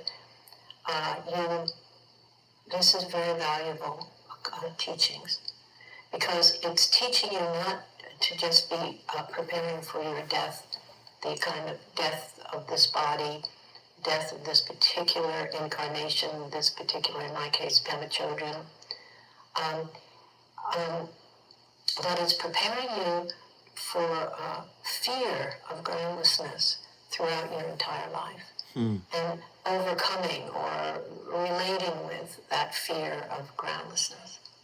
So, moment by moment, I've been training for many, many, many years in relaxing with that feeling of groundlessness, but really taking it seriously. That I was reading recently about life being as brief as a dewdrop on a blade of grass, which is such a beautiful expression. And you know, at my age, it definitely feels like that. It feels like our life is incredibly short. And you've heard, I'm sure, about that people die and they have like a life review where they remember their entire life. Well, that's already sort of starting to happen to me at 80 years old. That my whole life feels like that, gone, you know, just in a finger snap. And all those many, many adventures and dramas, heavy-duty dramas of my life and everything, just like fast forward, moving so quickly. And then I have a feeling, okay, 80 years old, maybe I'll live to 90 years old. I'm not at all eager to live to 90 years old, but that is 10 years. 10 years is really short. And very, very short. So that could throw me into a total panic, you know? But in fact, I've been preparing for years, so I'm not afraid of death. I'm not afraid of groundlessness. I'm not afraid of death. So does that mean that I don't feel fear? I mean, this is kind of ironic or something. It doesn't mean that, actually, because whenever groundlessness comes up in a major way, there's always a sort of a little bit of a, like that, you know, a little, but that's it. That's it. It's just like a little blurb of that you might feel just before you jump out of the airplane, you know, when you have your parachute, but still terrifying moment. And then, but maybe it's not that, it's not as extreme as that. But maybe when you're actually leaving this particular body, it might be that kind of, but. I couldn't stop her. I could not stop her. She was cooking. I couldn't stop her. She was cooking. Couldn't stop her.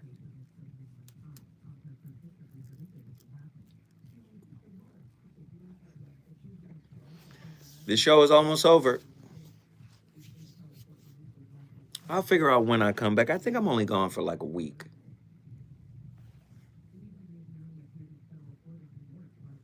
It'll definitely be after Christmas. I get to see my granddaughter. I be talking a lot, but I saw my great nephew. He's 7. My brother, his son has a son, and he's 7. And what's crazy is when me and my brother were kids in Chattanooga, we used to wear these beanies. I don't know how he still has the beanie from when we were kids, but my great nephew came in with the beanie on, and my brother was like, "You noticed the beanie?" I was like, "Yeah, yeah." He was like, "He looked just like us, don't he?" I was like, "Yeah." I mean, this little kid looked exactly like me and him. He looked like both of us together. Like, he looked like us as kids, and it was crazy. His name is Jet. Jet came through like, I was like, wow. He was like, "You noticed the beanie?" I was like, "Yeah." Yeah. He was like, "Yeah." I was just like, whoa. I said, "I'm your uncle." No, he said, "Are you my uncle?" I said, "Yes, I'm your uncle." He was like, "Yeah, my papa told me you were my uncle." I said, "Yeah, I'm your uncle." So I was just like, oh man. Then his little brother was like, did you miss me? He 4.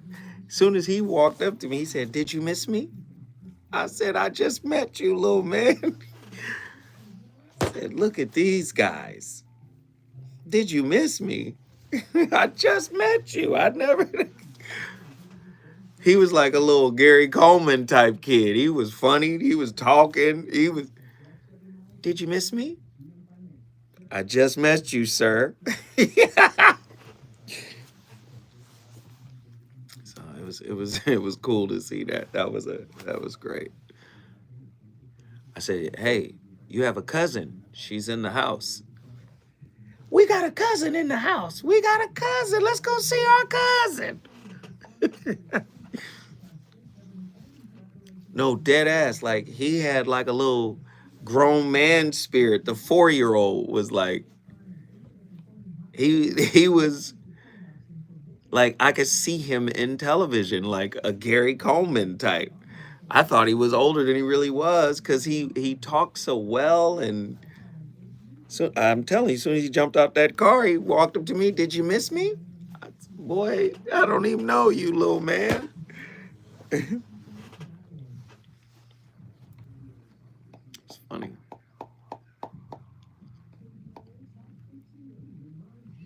Nah, but it really felt like reincarnation looking at my great nephew. I was like, what the what? Like, my daughter saw him and was like, yo, he's y'all's. He belonged to y'all. I mean, he was just sitting there looking like us. Like, it was crazy. I just could not. Like, I could see my mama's face. Like, it was wild. What up, Tapped In? Nikki from the SIP.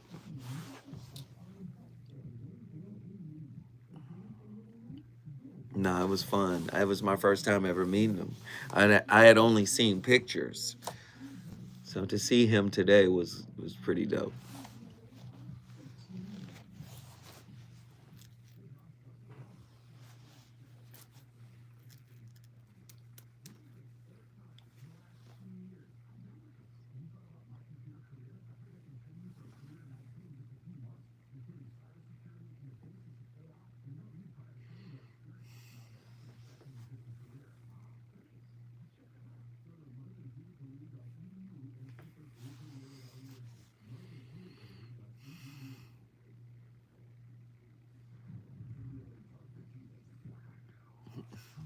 Love.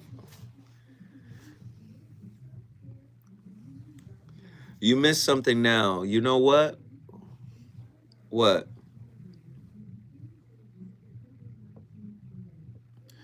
When's your next? Wait, let me.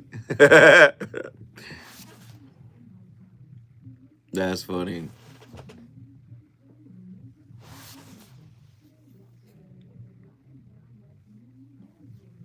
It was hilarious.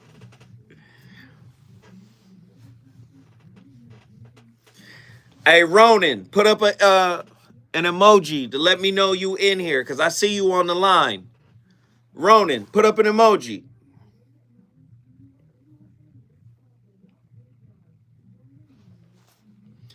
I wish I had some yamps. Shit. Y'all better get. I don't know what the hell. Yeah, okay. I'm a mind my business. I'm gonna stay out. Live and 30.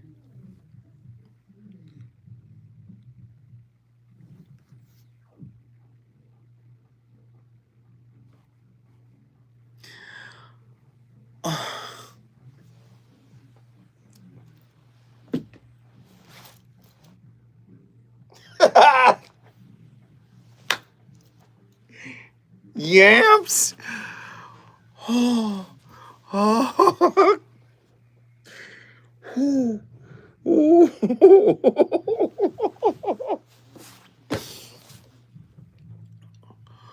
oh my God.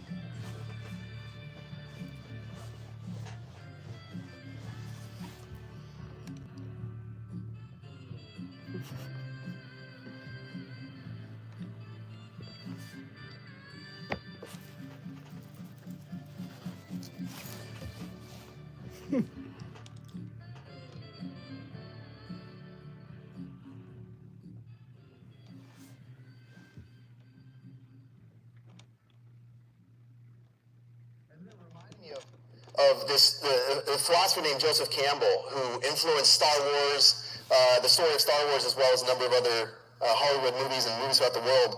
What the point of life is not to slay our dragons, but to dance with them. And that idea blew my mind. Is I can see my ego as my enemy and as my boxing opponent, as the dragon, like a dragon I've got to slay. I can see my ego as my best friend.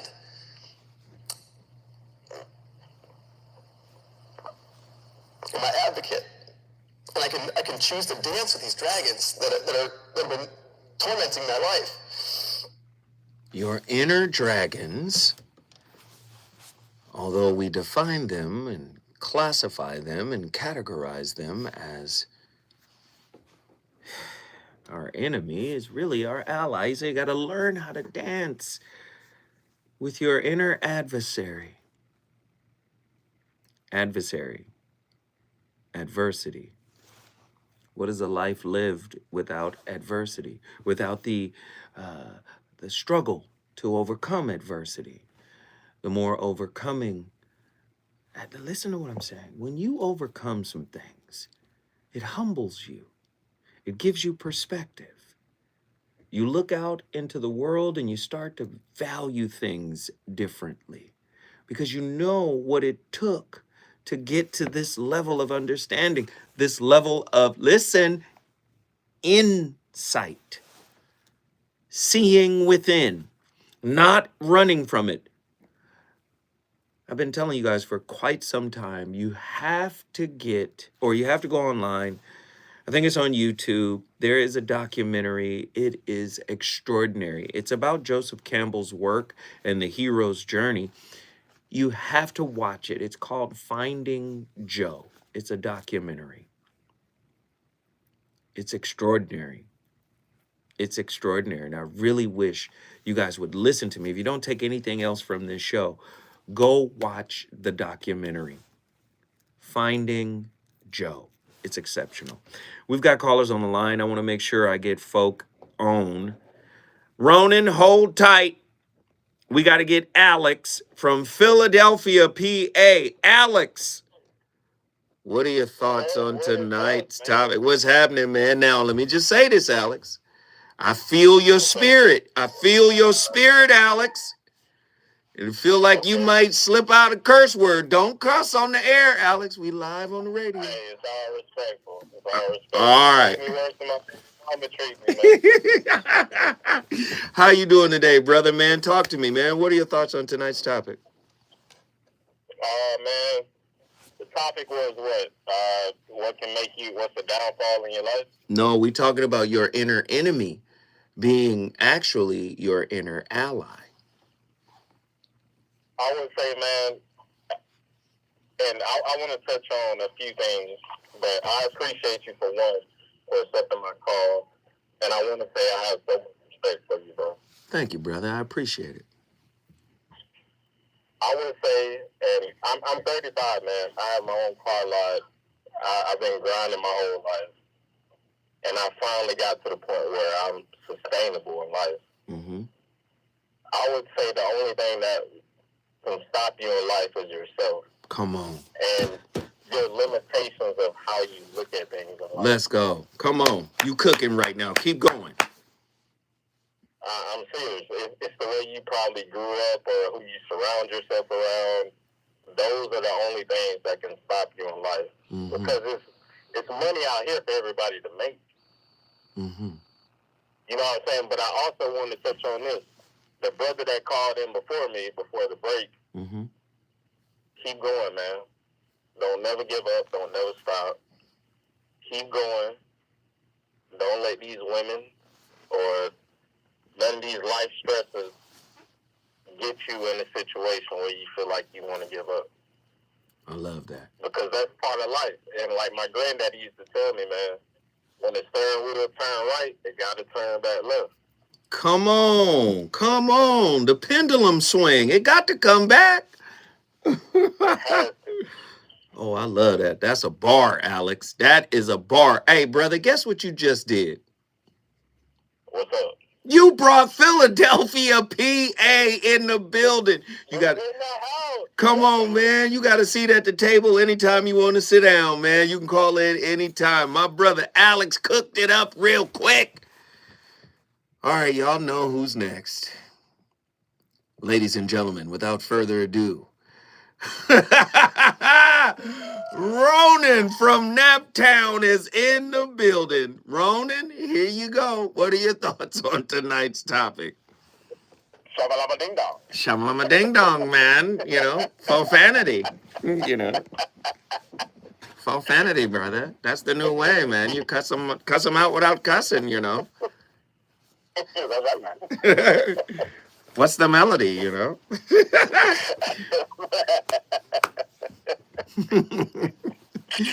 Oh man, this is an awesome topic. Thank you, brother. Being your own worst enemy is definitely being your greatest teacher.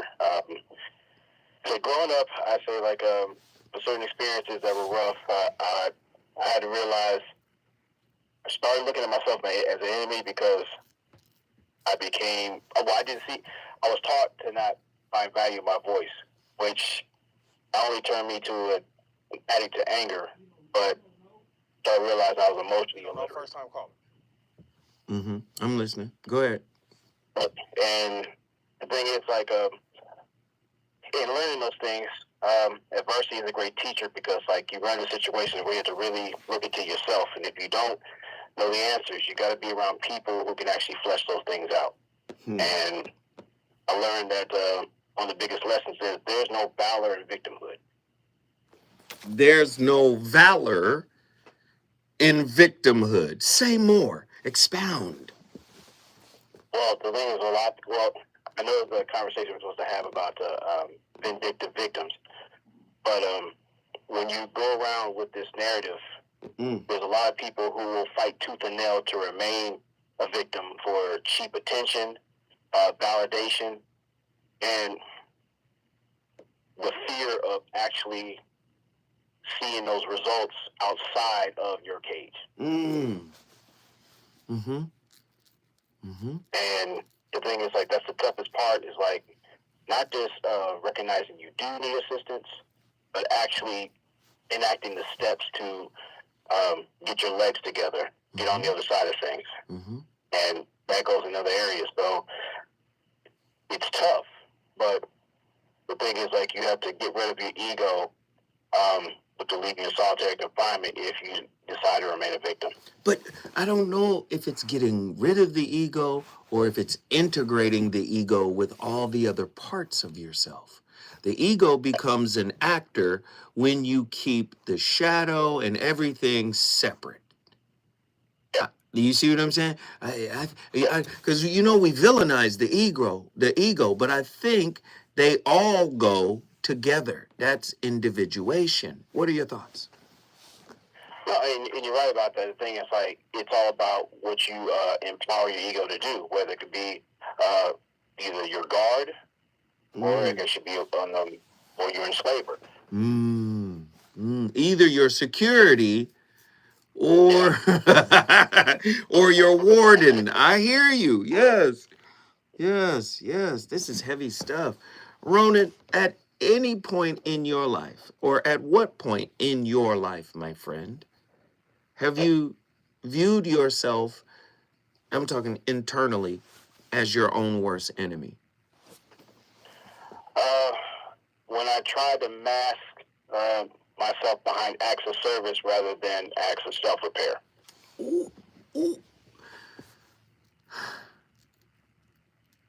Come on, Ronan.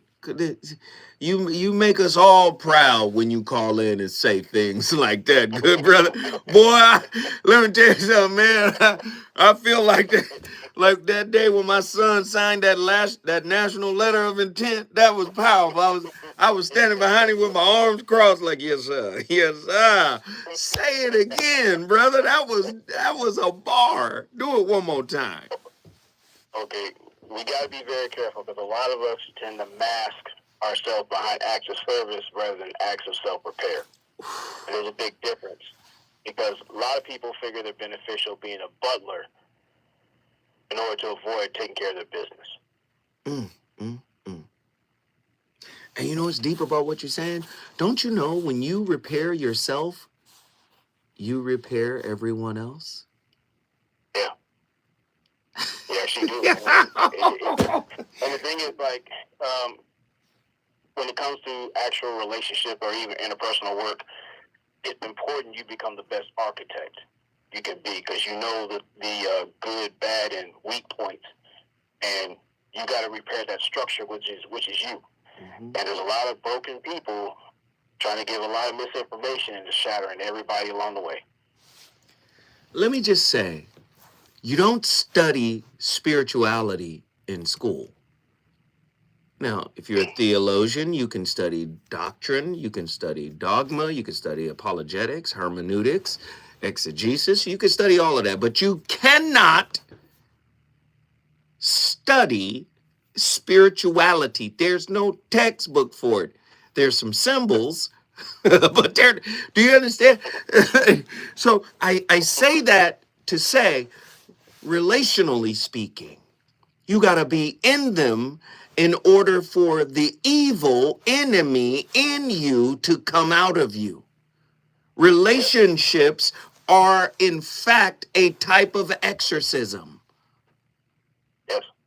See, you get triggered by the holy water of the reflection of your partner that's coming back to you. You see yourself in it. I know people don't want to hear it that way, though. They don't want to hear it that way. And then what they do, come back and say, you did it. You're at fault. Had you handled it this way. Wait a minute. What if I handled it the way I was supposed to handle it in order to expose you to you? And while exposing you to you, I exposed me to me. It was supposed to happen that way, right? Hold tight, Ronan. We cooking. When I come forward, I'm going back to Indiana, man.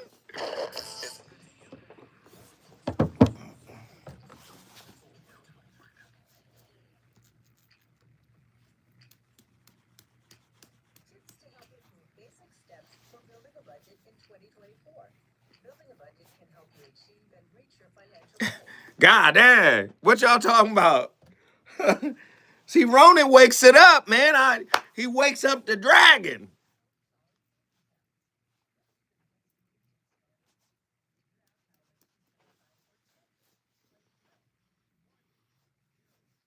Well, Andy, they can hear you. When you get on the mic, they can hear you. Can you tell them when do I come back? So I'm gone for how long? This Christmas week. Back on the 30th. Just for that Monday. We gone. And I don't come back until Thursday. Boy, I got time. I got 2 weeks.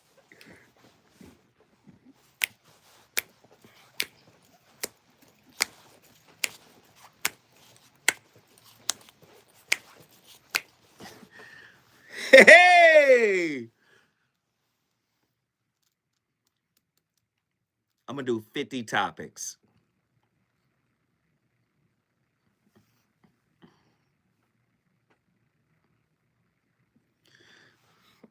Y'all hiring?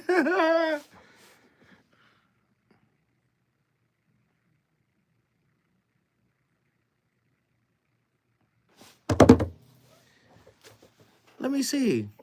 You live in Houston, though. You can't work here. You got to be here on the ground, child. You gonna come get on the ground? No, but if you was in LA, I'm sure I would definitely be like, hey, they say I got a little influence.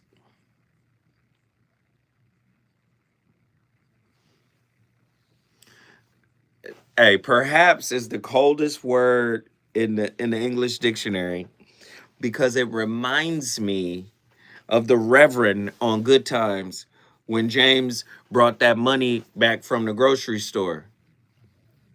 Perhaps.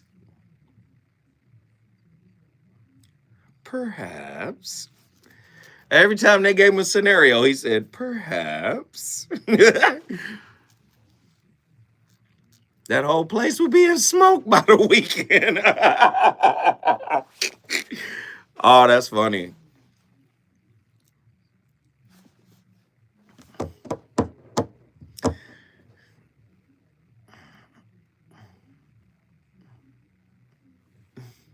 He would like his cut. Exactly. Perhaps.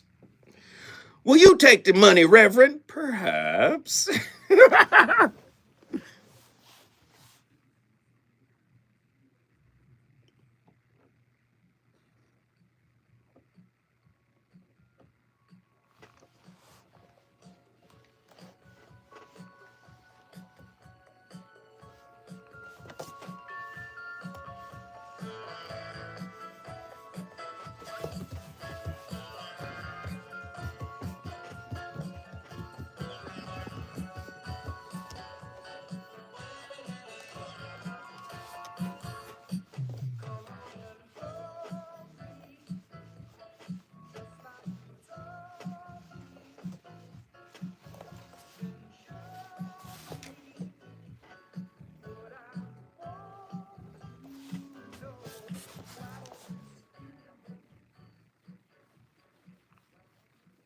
The first stage in the hero adventure, when he starts off on adventure, is leaving the realm of light, which he controls and knows about, and moving toward the threshold. And it's at the threshold that the monster of the abyss comes to meet you.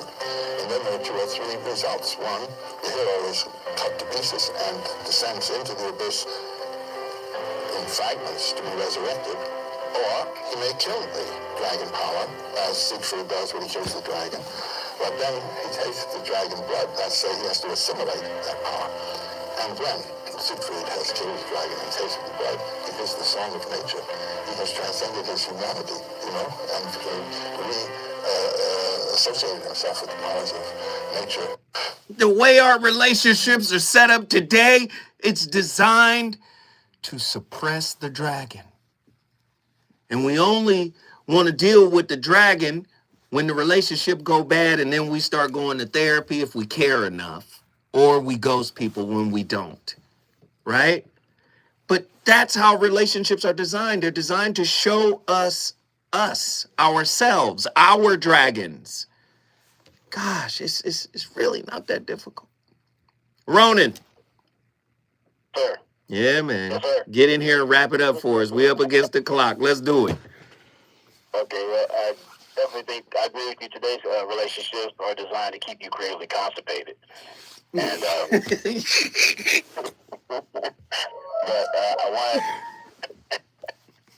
I actually want to extend my thanks to everybody in the chat that's listening, but mainly you and Angela that's helped me to get to this point of the self-discovery. And I'm about less than a year from having my bachelor's in graphic design, so I thank you guys for that. Come on, man.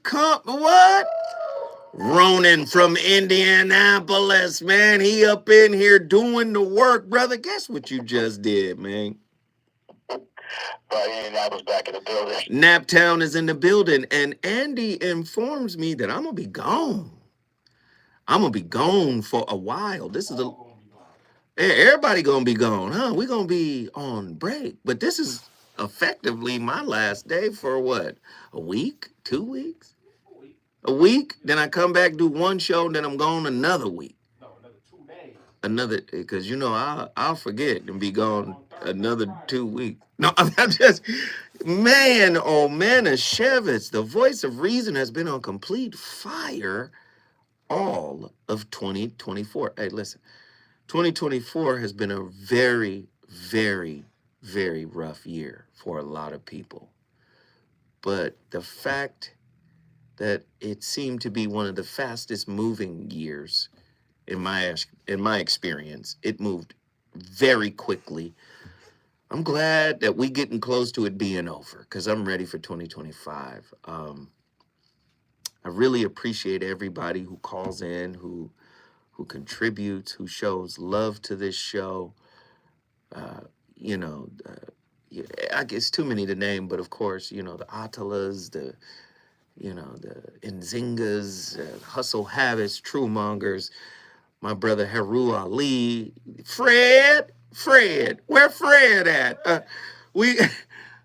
It's too many to name, so don't, Nazarene X, Pretty Brown, Mimi, my goodness, so many folk jump in and participate on this show, man, and I just love it, man, because we're having real conversations about the complexities of relationships. And I think people take relationships too lightly, myself included. I've taken them lightly, and trust me, man, like, the resulting pain is not something you want to experience. But as is always the case, I start the conversations here on the Voice of Reason, and it's really up to you to finish them. I hope you guys enjoyed tonight's conversation, and I'll see y'all in a little while. Zoe Williams, the Voice of Reason. I'm out. Deuces. Happy holidays.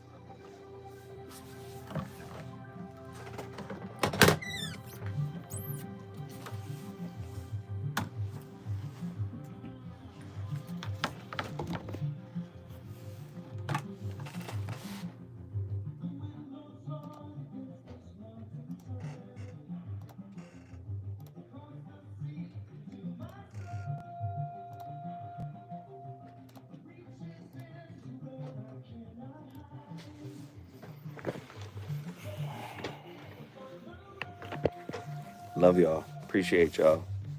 Thank you. Thank you. Thank you for all year long. Thank you. I love y'all.